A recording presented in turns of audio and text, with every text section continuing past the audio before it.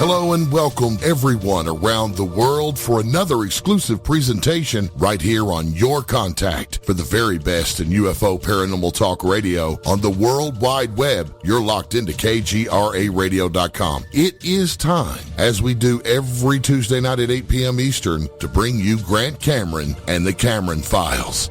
And now, your host, Grant Cameron. Good evening. It's December the 11th, 2018. This is Grant Cameron, and you're listening to the Cameron Files.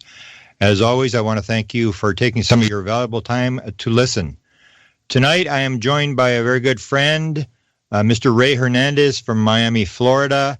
I've known Ray for quite a few years since he fell down the rabbit hole, and we both are, I think, on the same frequency. We have had similar experiences, and Ray is one of the four co-founders of FREE, the Dr. Edgar Mitchell Foundation for Research into Extraterrestrial Encounters. The other three co-founders are the late Dr. Edgar Mitchell, Dr. Rudy Shield, Professor Emeritus of Astrophysics at Harvard University, and Australian experiencer researcher Mary Rodwell. Ray and his entire family have had conscious physical contact with non-human intelligence in their family home. All of the family members have also had various contact with large UFOs, one time with a football stadium-sized craft that was at a distance only 30 feet from Ray, his daughter, and three adult witnesses, which hovered in silence over them for more than 45 minutes. His family has also had numerous paranormal experiences. All of these contact experiences began in March of 2012.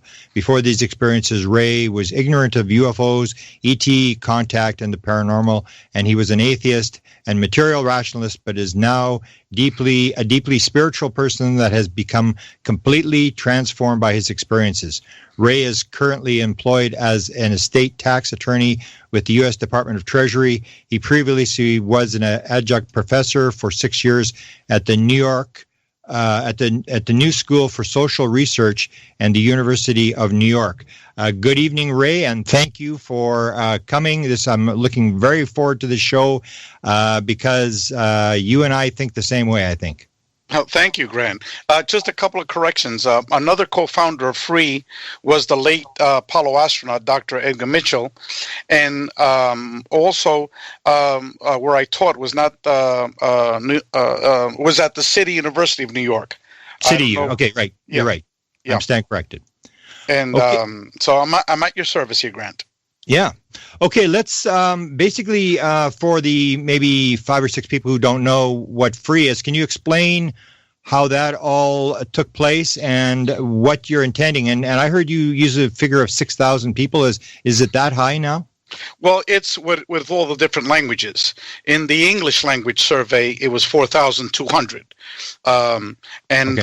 The cutoff for the actual analysis, we cut it off in March of 2017, and that was 3,200.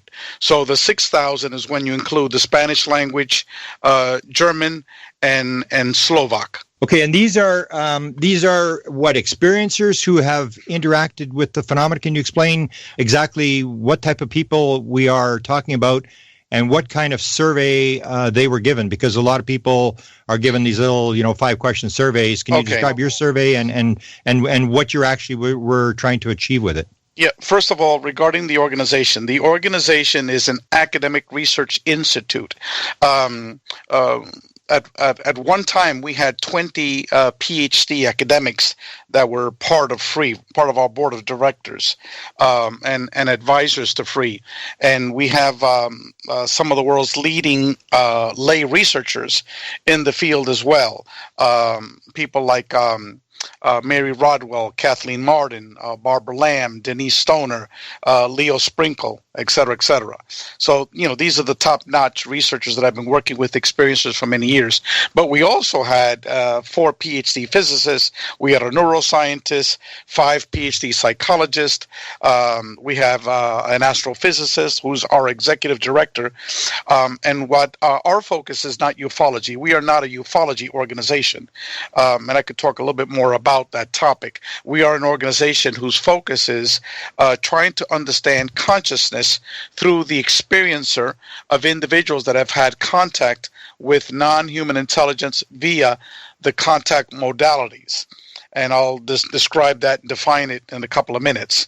And now, in terms of our research study, is we believe that all of what we call the contact modalities, which are the different ways that humans are piercing the veil and having contact with non-human intelligence, i.e.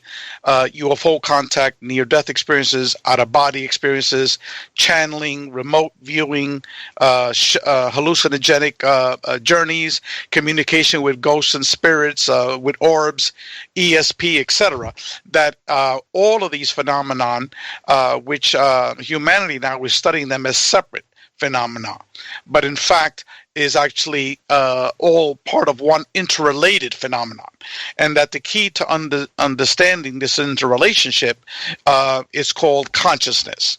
And that's how we, as human beings, are interacting with our multidimensional reality within our informational fields of our cosmology.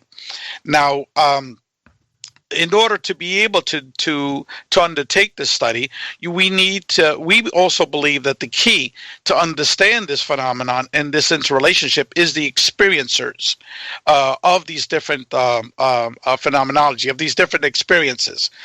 For example, how we can compare UFO contact experiences with near-death experiencers, and we've identified easily at least 50 commonalities.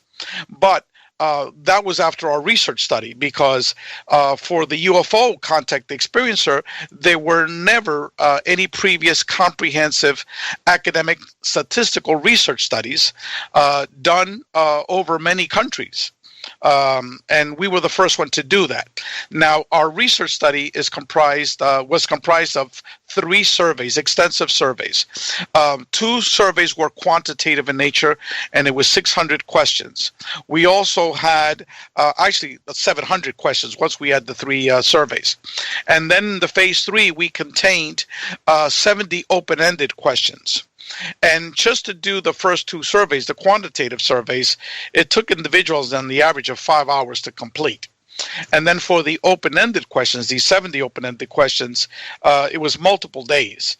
And we advertised it over a 4-year period, hundreds of radio interviews, over 100 radio stations.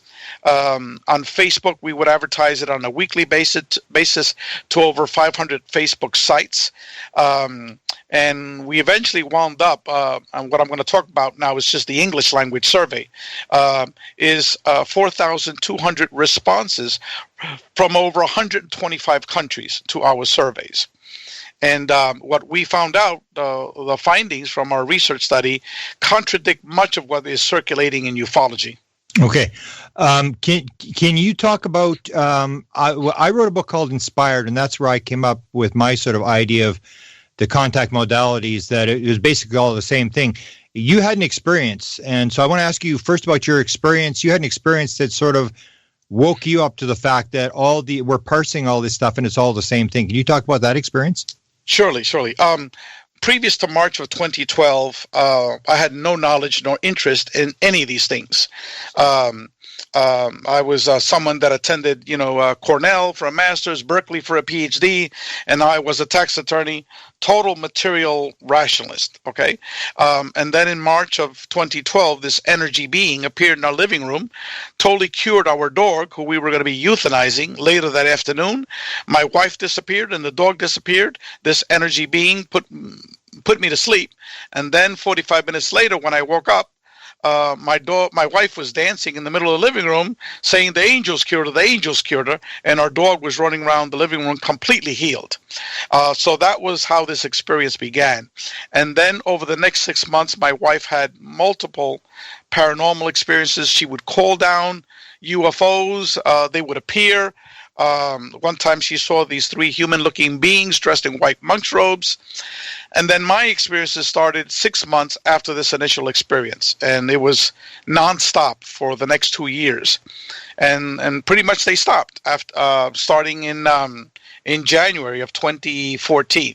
But one of the experiences in May of 2013, I had an experience where I was driving my car in the middle of a traffic jam. I was taken out of body to another reality, and basically I was shown the contact modalities, all these different ways that humans are piercing the veil and having contact with non-human intelligence. I saw it like a video. Wasn't a voice. It was just projected into my consciousness.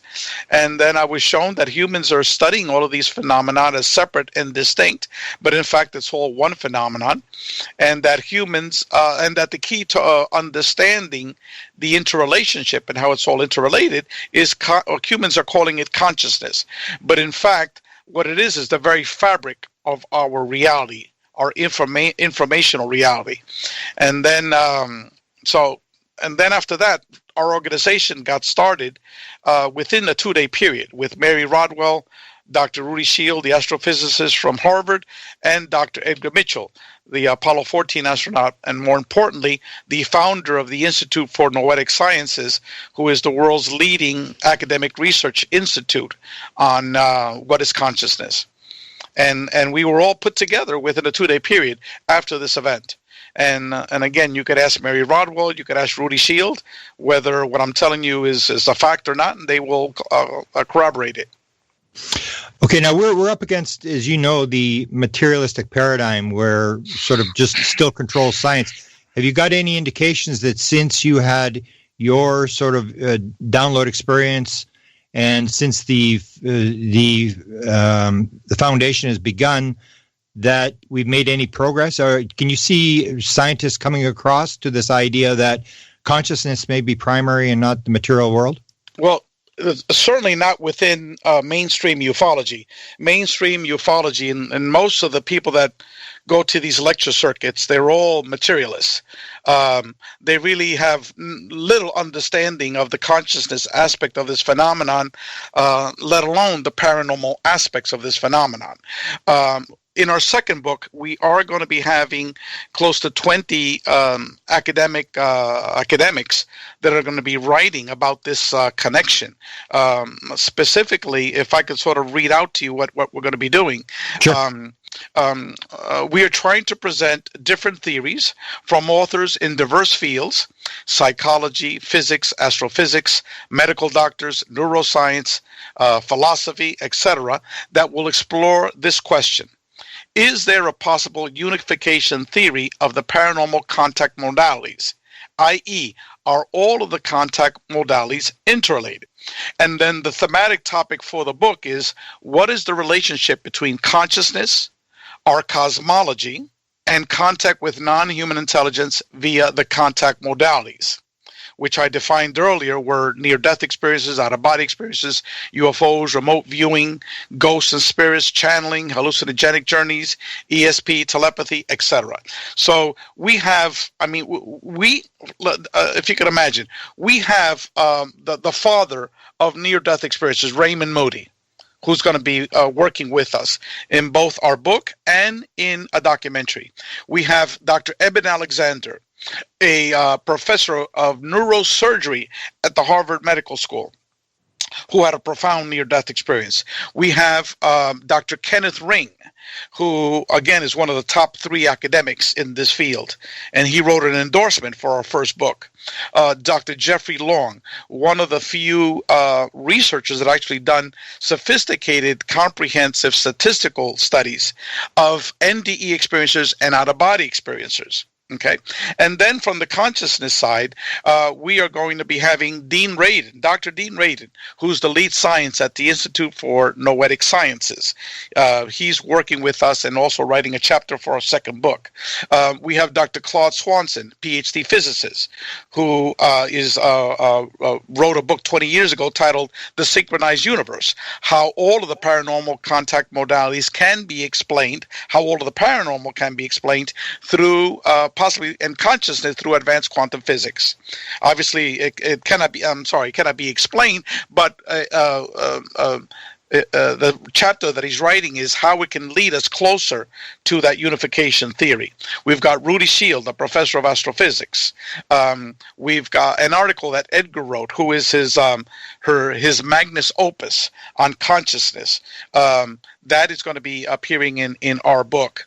And we have Sir Bob Davis, a neuroscientist, wrote a specific chapter for our book, and et cetera, et cetera, et cetera. All of these, brilliant minds to demonstrate, to humanity, including the vast majority of ufologists who are still materialists, okay, that what you're studying, just like Jacques Vallée said, is something that is both physical and paranormal, ethereal. He says it's something much, much more complex than what mainstream ufologists are researching. And so what we're doing is we're going to be adding meat to this because, as you might know, Grant, in the area of academic consciousness studies, most of the focus is that consciousness is local. That means consciousness is just focused, beginning and ending with our brain. Okay, there are a lot of academics that are out there that are focusing on non-local consciousness. All those people that I mentioned, Dean Radin, Edgar Mitchell, Rudy Shields, Dr. Bob Davis, and so many others, Larry Dorsey, Gary Schwartz, he's another one I didn't mention, very, very famous. He used to be a full professor at Harvard. He's also writing a chapter for a book. So there are very few academics that focus on the non-local aspects of consciousness. Now, all of these folks do not talk about non-human intelligence. It's not part of their vocabulary. They do talk about it among themselves, under the table, behind closed doors, okay? And then on the other hand, you have folks that study UFOs, folks that research near-death experiences. There have been, Dr. John Klimo, for example, wrote a book on channeling, the most famous book on channeling. He's also writing a chapter for a book. He's on our board as well, board of directors, Dr. John Klimo. ESP, et cetera, et cetera. Now, a lot of those people study each of their respective phenomenon in a stovepipe fashion, okay? That means that the UFO folks don't integrate NDEs, don't integrate OBEs, don't integrate remote viewing, communication with ghosts and spirits, channeling, et cetera, et cetera. The NDE folks, vice versa, would do the same thing. They don't integrate UFOs. You go to an NDE conference and you tell them that you're a UFO researcher, they want nothing to do with you because they think it's totally non-related. Okay, same thing like the remote viewers. Okay, there are a few exceptions. Okay, now what we're doing in our book is, first of all, we're integrating the contact modalities. Dr. John Alexander, who was the past president of the International Association for Near-Death Studies, and has gone around the world with his wife, and they've participated in numerous shamanic experiences. He learned how to do remote viewing. He knows all the major remote viewers of the world. They're very good friends of his. He went to Robert Monroe to learn how to do OBEs, and plus he wrote a book on UFOs. So here's someone that wrote a chapter in our first book saying that all of the contact modalities is one phenomenon, and we should study it as one phenomenon. So that's what we're doing, the first step. Then the next step is that we're superimposing that unification of the contact modalities on top of non-local consciousness, which has never been done before. So we're going to be presenting different approaches, different hypotheses from all these geniuses in diverse fields of science to show what does non-local consciousness have to do with the unified non-local contact modalities, including UFOs. Because what we discovered in our research study, Grant, is that the vast majority of people that are having these contact experiences, the vast majority of these experiences were not material physical experiences. While tons of people have seen UFOs, thousands of people, over 3,000 people have had contact with non-human intelligence, okay? The vast majority of the experiences were overwhelmingly paranormal. Okay, for example, 80% have had out-of-body experiences. 50% have had medical healings by non-human intelligence. 37% have had near-death experience. Almost 70% have had telepathic downloads and communications. Over 66% have physically seen orbs, not in a picture, but physically seen an orb. Okay, ghosts and spirits. Over 75% of the people have communicated with ghosts and spirits, and 66% have seen what they describe as a ghost or a spirit. Okay, I could go on and on and on. You name 95% of these individuals have had paranormal experiences in their home. Okay, now many people have had these experiences since they were young. You know, they were born that way. But a lot of people, what triggered this phenomenon were either a near-death experience or having contact with a UFO. In my case, it was having this UFO, this huge, gigantic, unidentified aerial phenomenon that was right on next to us for over 45 minutes. That's when all my experiences began. Okay. Mm-hmm. For many people, what triggers these events is a near-death experience. A lot of people have a near-death experience, and then later on, might be a year later or 2 years later, all of a sudden they're seeing UFOs. Okay. Yeah. So, you know, there is this relationship between NDEs and UFOs. Also, other commonalities. I could spend 3 of your lectures just talking about the commonalities between NDEs and UFO contact experiences. Give us a few. Okay, well, the top 3 out of the 4 top entities that are seen in the UAP contact. Number 1 is the energy being. That's seen by 55% of the people. Number 2, the human-looking being. That's at 52%. Number 3 is the small gray at 51%. And number 4 is the ghost or the spirit being at 47%. Now, what are the 3 top entities that are seen in a near-death experience? The energy being, the human-looking being, and the ghosts and the spirits. Secondly, communication. How does it take place? Okay, takes place telepathically. Okay, for both experiences. Okay, both experiences have had experiences where you're taking out of this reality. You're brought to another reality.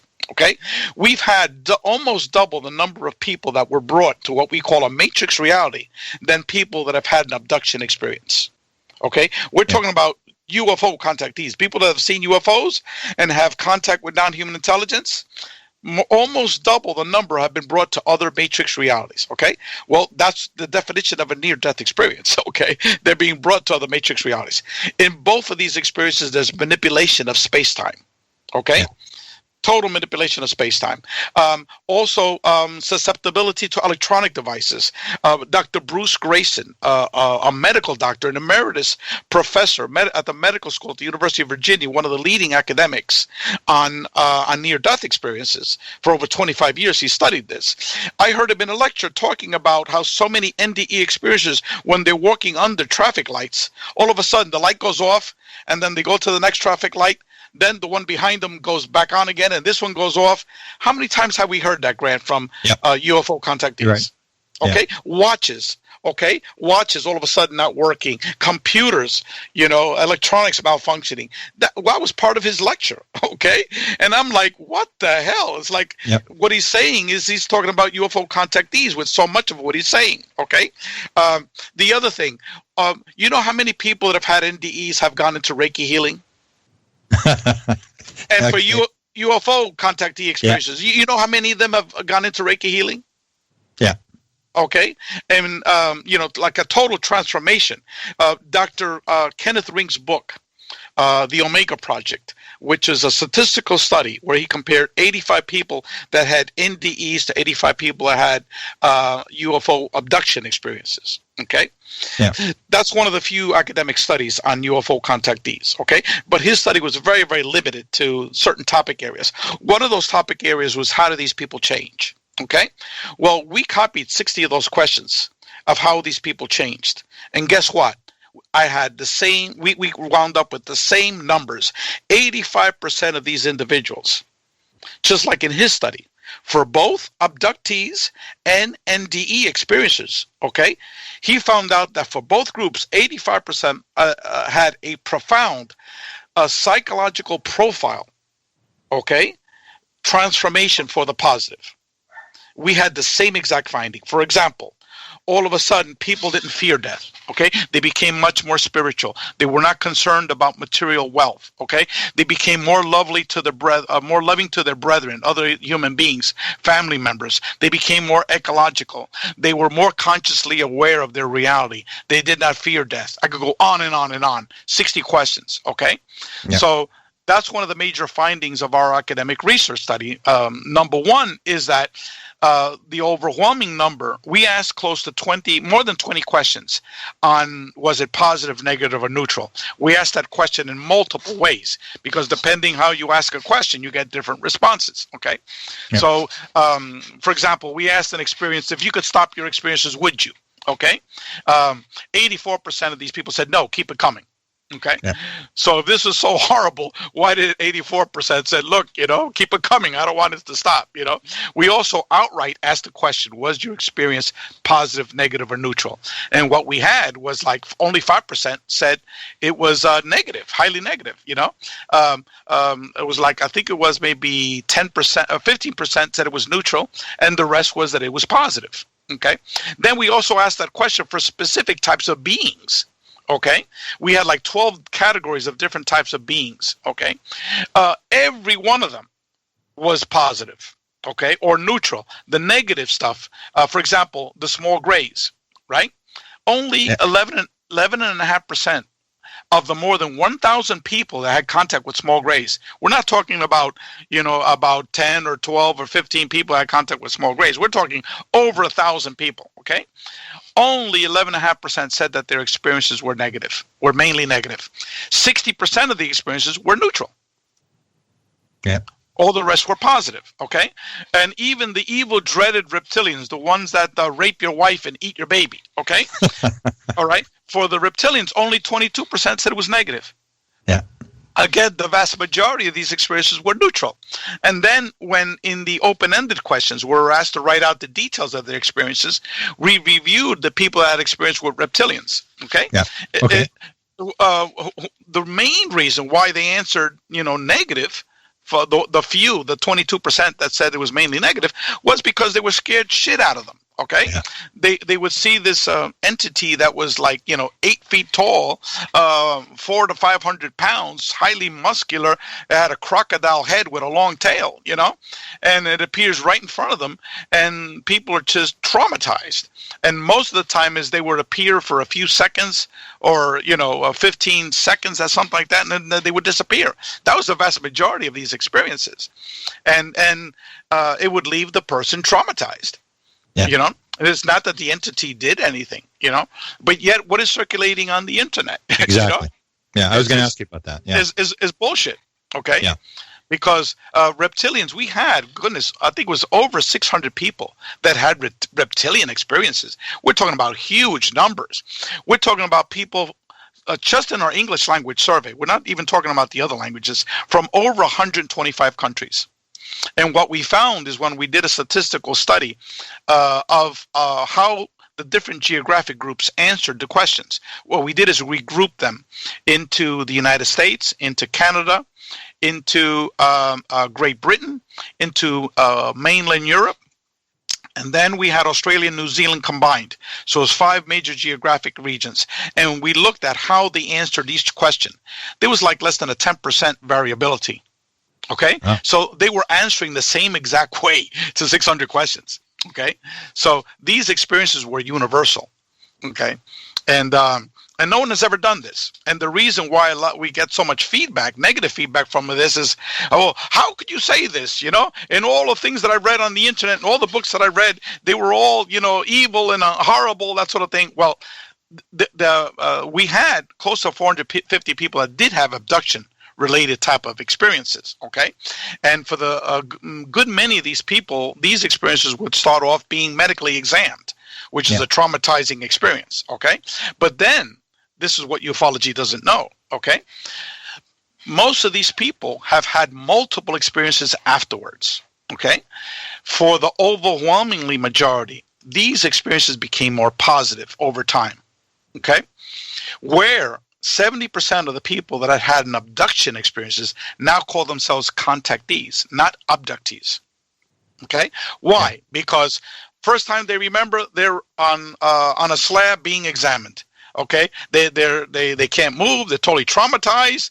They're having nightmares for the next year or so, or whatever. Then all of a sudden, later on, boom, they're taken again, and now they're communicating with them.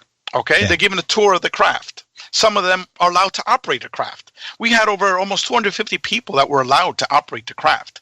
And again, it's by mind. It's by the consciousness. Okay. Yeah. We've had, again, almost 300 people that were allowed to tour the craft. It was huge numbers. Okay. So what had happened is that initially these experiences for many would start off with like a gray. Over time, all of a sudden, the human-looking beings would then come into play. Okay, and then it was these ethereal energy entities that would come up with these spiritual messages of bringing them to other realities, other dimensions. So it was like a total transformation of their experience. Okay, at first it was like a medical checkup. We want to see is how they're doing, that sort of thing, and then later on is these lessons that are being taught. And again, you can come up with numerous hypotheses. Maybe these small grays are actually like robots that are first sent in to do the medical checkups, to do the grunt work, that sort of thing. And then later on, the actual quote-unquote higher-level entities intervene. We don't know. These are all just hypotheses. All we can do at this point is just document, the phenomenon. Can I ask you, is that an actual pattern in terms of people? Because I've always wondered about that. There's really no person that you run into who, say, had 100% experiences with grays or reptilians or whatever. It seems to have that sort of thing where it's one, and then another type comes, and another type comes, like they're all working together, that it's as the person transforms. There was a theory out there. I don't know if you agree with it, that the person's attitude determines what you experience, the idea that you manifest. And the idea I had brought up was the idea where you hear the whole thing about Skinwalker Ranch, and they have, this sort of dark things and wolves and all this sort of real dark stuff happening. And then you have, but you have guys carrying around guns, you have special forces people, they're trying to track this phenomenon, whatever. And then you get people who are doing contact modalities, like whether it's CE5s or Joe Burks or some of these people. And I asked Joe, I said, did you have all your years of experiences, did you have any negative experiences? He said, oh, absolutely. He said, all human. It was people shooting at us and stuff like this. Yes. And it's the whole idea that we may manifest or we may influence what we're actually experiencing. And I want to ask you also, do you agree that the more you actually look into your experience, the less evil it seems to become, or the less traumatic it becomes? Well, that's you ask a lot of questions in there, Grant. Let's start with the last one. With the last one, what we found out was that the more experiences someone has, the more positive it becomes. What we found that we asked the question, how many experiences have you had? One, from 1 to 3, 3 to 5, 5 to 10, 10 to 15, 15 to 20, and more than 20. Okay, the highest category at 40% was more than 20. Okay. Yeah. Then the next highest was, like 10 to 15, so it's, the vast majority of these people were having multiple experiences.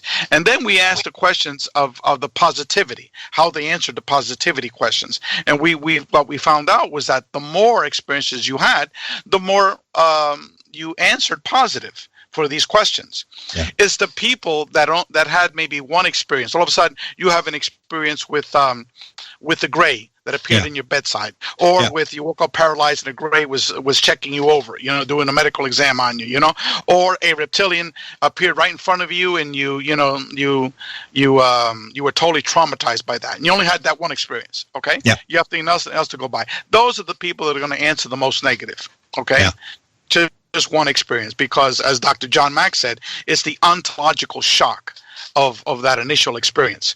But however, the people that were fortunate to have, I should say, additional experiences, then the actual experience becomes more positive, and the reflection of how they answer, overall becomes more positive. Also, you have the reverse. The people that only had one or two experiences that it was traumatic, but then once they look back, for example, when they look back, then they say, look, it wasn't negative at all. I had this woman, I talk to a lot of experiences all the time that was highly, highly traumatized, right? She had two experiences, only two experiences, right? So then once I got into the details of these experiences, she basically told me in her own words that these experiences were neutral experiences, but it just totally horrified her, that our reality is not what it is. Here's this little gray checking me, in her bed. It wasn't like she even was paralyzed or anything like that. She had these three little grays looking at her and just staring at her. And all of a sudden, they disappeared after 15 seconds or so. And that had happened twice. So this woman was totally horrified by this. So then at the end of discussing with her, I using like a Socratic method, she kind of answered herself that, look, these experiences at worst were neutral experiences. They didn't do anything to her. She herself was putting the value on top of these experiences. And that's why she had answered them, negatively. But I'm not undermining the people that have had negative experiences. Overall, as I said before, there were several hundred people that had negative experiences. But when you add the totality of the thousands of people that answer our surveys, they were a small percent. But as I said before, these are the people that have had repeated medical inspections. A lot of them say that they had their biological organs were interfered with, things of that sort. But what we found out is that percentage was a very small percent. Yeah. It's not like what is being circulated in ufology. Yeah, I get sort of tired of the evil alien. It just keeps going and going, and it's like my statement now is when you hear they're going to drop an atomic bomb, let me know. Until they do something like that we've done. The stuff, and you're sort of reinforcing this thing that basically when you come right down to it, when most of the claims of negative stuff is just basically fear. It's not understanding what's going on, your worldview falling apart and stuff like that. Well, what we've done, Grant, and very well, we were the first organization that actually tried to study this academically, because the team of professors that we had in our group, and that was also assisted by non-professors, people like Kathy Martin. And Mary Rodwell. You can't get any higher in the experiencer researcher field than those two. Leo Sprinkle, Barbara Lamb, so, these are the people that were assisting the academics, okay? And again, we asked over it was 600 questions in phase 1 and 2, and then when we had the additional questions of phase 3, it was over 700 quantitative questions and 70 open-ended questions, and people were complaining how long this thing took, to take to complete all of these surveys. And we wound up getting, as I said, thousands and thousands of responses from not just the U.S. This is, we're talking about 125 different countries, and in some of the countries, even the smaller ones, we had like over 100, 200 people in some of these smaller countries that would answer these questions. So, and that's why a lot of our data contradicts much of ufology. Why? Because no one has ever done this study before.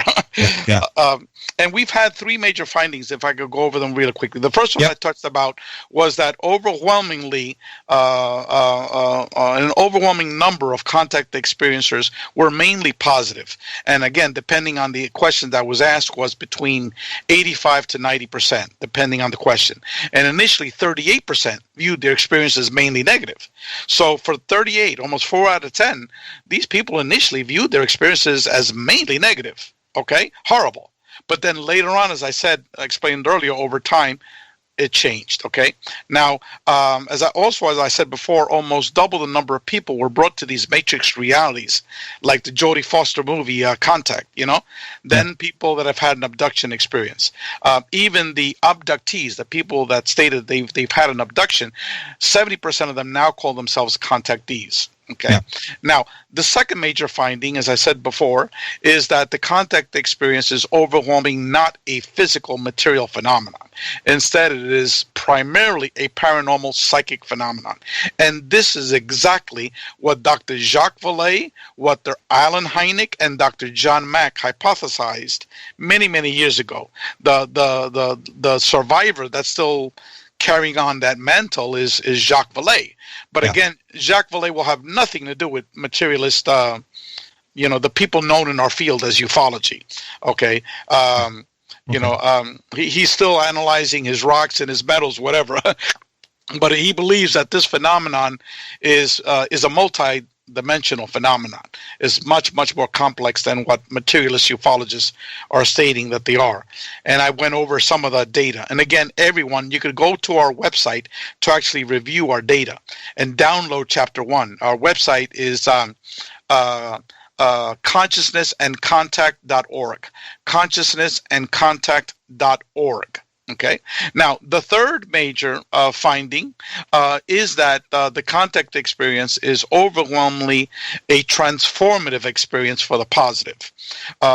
We duplicated the research findings of Dr. Kenneth Ring in his 1987 book titled The Omega Project, and we had the same number. 85% of the individuals became a total new person. Resulted from these experiences. They became more loving to others, more ecological, less materialistic, more spiritual. They didn't fear death. They know the purpose of their lives. They're more consciously aware. They're less religious, etc., etc. We asked like 60 questions. How did they change? Now, the fourth major finding, and again is something that is obvious to you and me, and to many people research in this field, Mary Rodwell, Kathy Martin, Leo Sprinkle, John Mack, etc. Because John Mack, he talked about the spiritual transformation and also this topic. Contact involves a manipulation of space-time. Okay. Yeah. Now, this in turn leads one to hypothesize that that this type of contact, UFO-related contact with non-human intelligence, might in fact be multidimensional. Because if these beings are able to manipulate space-time, that means by definition they're multidimensional. Okay. Now, this was pointed out more than 40 years ago by Jacques Vallée, Alan Hynek, Dr. John Mack, Dr. Edgar Mitchell, Rudy Shields, and so many others. Okay. But now we've got the actual quantitative data from the experiencer of these manipulations of space-time. Like, for example, like in my case, I saw a UFO, and then a little bit more than a year later, I was taken out of body to another reality where I was shown the contact modalities. And then the free organization was started with these 4 individuals over a 2-day period. That's not a coincidence, okay? We're talking about people when they have contact with these non-human intelligence, all of a sudden they have psychic abilities, okay? Just like the ND experiencers, okay? Damian Brinkley, who had a major, profound NDE, wrote 2 books on this. People used to go to his home to bet on the football games, on Sundays. How many people have you spoken with, Grant, all of a sudden have these heightened ESP experiences? Oh, yeah, exactly. Okay, tons of people. Yeah. And that's another similarity that we didn't talk about, okay? People get brought to these other realities. People, for example, when I was taken, and just like Giorgio Piacenza, you know Giorgio from our group, from our board of directors, okay? Yeah. One time I brought him to a Miami football Hurricane game, okay? He'd never been to a football game before. I said, let's go check it out, right? And so as we were leaving the stadium, which is like maybe 20 miles from the airport, okay, from the Miami airport. And he says, Ray, this is where they dropped me off. I said, what are you talking about? He says, I had something very, very similar to you. I was driving near the airport, and it was only like 20 blocks from where this experience happened, my experience, okay? He had gone to his wife to the pharmacy to get some medicine, and all of a sudden, he's listening to the same exact radio interview, didn't skip a beat. Okay, like it didn't skip a beat, and he was 20 miles away in Dolphin Stadium. Wow. Okay, you know how many people have told me things like this? Yeah. Tons of people. Okay, so here they are. They're able to take you out of space-time without any time, missing, and you're being brought to a location 20 miles away, okay, and the interview is still going on. It didn't skip a beat, just like with me. To me, it was this artist that was making a documentary based upon a liposuction that he had. He was doing fat statues, from his fat, okay? Yeah. So it was the same guy still talking about his interview at the same point, Yeah. And I'm like, what the hell? It's like I didn't skip a beat, okay? So these are just two examples of manipulations of space-time, okay? Yeah. Now, Volume 2, in our book, we will be discussing some of these possible theories. Like I mentioned, I read it to you, what our Volume 2 is going to be, okay? And it's going to be involving more of the theoretical aspects of this phenomena. We're not going to be talking about, our ufology research study. It's like, okay, now let's get into the theory of what might be behind this, okay? Now, all these things that I talked about, the positive aspects of this phenomenon, that it being a non-physical, a non-material, that is actually paranormal and psychic phenomenon, overwhelmingly, that it's overwhelmingly transformative experience for the positive, and the manipulation of space-time. These are things that materialist ufology want nothing to do with. Why? Because just like all materialists, they cannot explain it. Okay, if you cannot put it in a test tube, okay, and cannot explain it, then it doesn't exist. Okay, that's why since the 1950s, even people like Kehoe and so many of these other people involved in that materialist ufology mindset, again, when they dealt with experiencers, they want nothing to do with them. Yeah. Why? Because they were having these crazy experiences that you can't explain away. You could certainly explain a UFO, going real quick, real fast, landing, taking, Geiger count readings, taking pictures and radars. And in 70 years, we're still at that. Okay. So ufology to Dr. Edgar Mitchell was a dead paradigm. Okay, because what has mainstream materialist ufology given us over the last 70 years?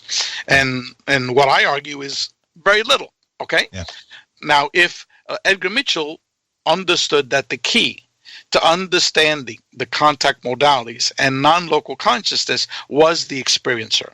Okay, and that's why I was led to Dr. Mitchell. I was led to Mary Rodwell. I was led to Rudy Shields, and we all began working with each other over a 2-day period. Okay, and that's another story to talk about how it all began, but you could have a separate interview with Mary and Rudy and ask them those questions as well. So I think what we're doing now is a historic task, which is writing a second book, which is a scientific, academic, theoretical book about the interrelationship between non-local consciousness and the contact modalities, and we're also doing a documentary on the same thematic topic areas. And again, the closest that I could say for the documentary is, if you could imagine, have you seen the documentary What the Bleep? Yep. Okay. Imagine What the Bleep and putting onto it a whole bunch of contact with non-human intelligence. Okay. Yeah. And that's what was missing with What the Bleep. Okay, what the bleep? How do you explain UFOs? What the bleep? How do you explain near-death experiences? What the bleep? How do you explain out-of-body experiences? What the bleep? How do you explain communication with ghosts and spirits, et cetera, et cetera? So we're merging those two worlds, which were never interrelated. And even before that, we're merging the contact modalities, which never integrated the other modality with each other. Yeah. But we have, as I said before, Kenneth Ring. We've got Raymond Moody. We've got Eben Alexander. We've got Kenneth Ring. These are four of, and Dr. Jeffrey Long. These are 5 of the top 10 researchers in the NDE field. I mean, unquestionably. Okay, yeah. They're all adherents that all of this is possibly interrelated. Yeah, they cannot explain it. Okay, they have their hypotheses. And that's what we're going to be videotaping them on. Yeah, I've heard some of your stuff, and I'm looking forward to the documentary. You've got some pretty major players that'll be speaking on this.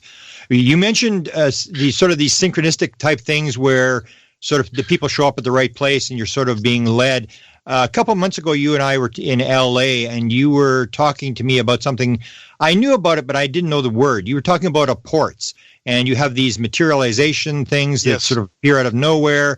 And I went back and I looked at the SRI or initial stuff with SRI with the remote viewing. They were getting this support stuff falling out of the sort of in the lab, and this kind of stuff. And so after I talked to you, I was just going to Laughlin's about a month ago, and it's a long story, I won't get into it, but I suddenly got into this rabbit hole of synchronistic. This Aport thing started to happen. It was just bizarre. It involved about 15 people, one event after another. So can you talk a little bit about Aports and sort of tied into who you think is your sort of like key star experiencer thing to explain to people this very bizarre stuff that happens. And it's not only, it used to happen with mediums and stuff like that a century ago. And now it's a big thing, and I was just blown away when you and I talked about it, and then a month later, suddenly I'm in the middle of this whole thing where it's happening to me. Yes. No. It's first of all, the whole topic of Aports has been fully documented in parapsychology. Okay, and Edgar Mitchell told me two stories that happened to him. A lot of people don't know that Edgar was one of the folks that really started remote viewing. Okay, he actually brought in Uri Geller, to the Stanford Research Institute, and it was Russell Targ and Hal Puthoff were the two leading scientists, physicists that did all the tests on remote viewing, initial tests. Then they later brought in Ingo Swann, who gave them, sort of like a methodology for it all. Yeah. And Jacques Vallée actually played a part in that as well. But Edgar told me two stories. First of all, he said that both Ingo Swann and Geller, they would have various instruments. And these people were able to, through psychokinesis, being able to manipulate these instruments. Okay, I forgot the example. One was this major, huge contraption that measures. That was a proton detector. Yeah, proton detector. It was like, and they were manipulating this thing at will. But Edgar told me two stories involving Uri Geller. Okay, one was Edgar had lost several months before one of those those little cups that you squeeze the tea from a tea bag. Yeah, I don't know what they're called. Okay, because I don't drink tea. He had lost it for several months. All of a sudden, it appears in his coat jacket. I know his suit jacket. Okay. Now he was wearing this suit, like every freaking day, sending it to the dry cleaners. Okay. Yeah. And all of a sudden, walking with Uri Geller, he felt like this little metal thing, and boom, there it is. Okay. Yeah. Then he had lost. It was an object from his brother, who was, I believe I don't know if it was World War II or the Korea War. I forgot which one. Okay. I don't know if it was a medal or something extremely important to Edgar. He had lost it 2 years ago. Okay. He's walking right next to Uri Geller. Okay. All of a sudden, in his shirt pocket, he feels something as he's moving, it's moving in his shirt pocket. What the hell is that? So he reaches in, and it's his brother's, I'll call it metal for now, because I think it was a metal, okay, in his shirt pocket, okay? And it was twice with Uri Geller next to him. Yeah. And those are called Aports, things that just materialize out of nowhere with no reasonable explanation. Now, I have a friend of mine, my best friend, and again, it's not by coincidence they became my best friend. He's like the world biggest contactee that no one knows about. You name the experience, he's had it. Okay. Now this guy was a mid-level drug enforcement administrator. He brought down Noriega. Okay. All right. His wife is a PhD psychologist. His daughter is a PhD psychologist. Okay, he's got a master's degree as well. He was one of the first Hispanic cops in Miami in the 1960s. Okay, so this is not just some schmuck down the street. Okay, This guy has had tons of these experiences. You name it, he's had it. Okay, he's like our entire book. He's had everything multiple times. Okay. Now, he has had tons of Aports. He has a whole those compartments that are closed in with glass, with all of these Aports. And he's telling me, this is that. He's had a whole bunch of these Aports that he's made to hang around his chest. Okay? Tons of them. And each one of them has a story. And most of them were, one of them was a sword, a Chinese sword. He had this Chinese emperor who in a past life told him, my name is blah, blah, blah. You know, I'm this warlord. You were my adopted son. My brother was killed in a battle. You had 26 kills. And he said, if you don't believe me, go to a bookstore or a library, research my name. I'm very well known. And hung out with him for like 5 minutes, asking him questions and back and forth, you know, and then poof, the guy disappeared. You know, it was a big fat guy in a Chinese wardrobe. And then the next day went to the bookstore and boom, there was a book on this guy, mentioned his name in his past life. Then a couple of days later, this huge, gigantic sword plops in right in the middle of the living room. His wife sees it, calls Alberto, and he goes, oh, it must be this guy's sword, whatever, you know. They took a picture of it with a Polaroid, which you can't fake a Polaroid, which they still have. And guess how many notches it had? 26 notches. Okay.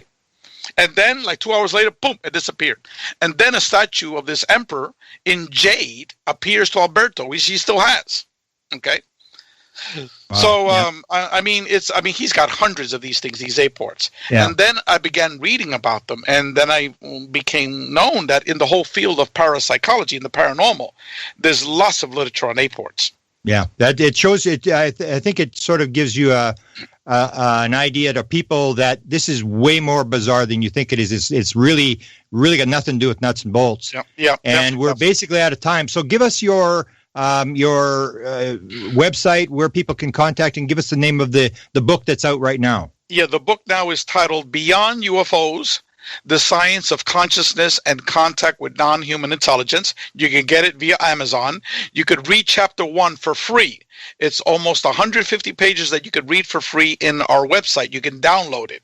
Our website is consciousnessandcontact.org, consciousnessandcontact.org. It has our email address as well. You could read the chapter by Dr. Joseph Burks and Preston Dennett on energy, on healings, medical healings.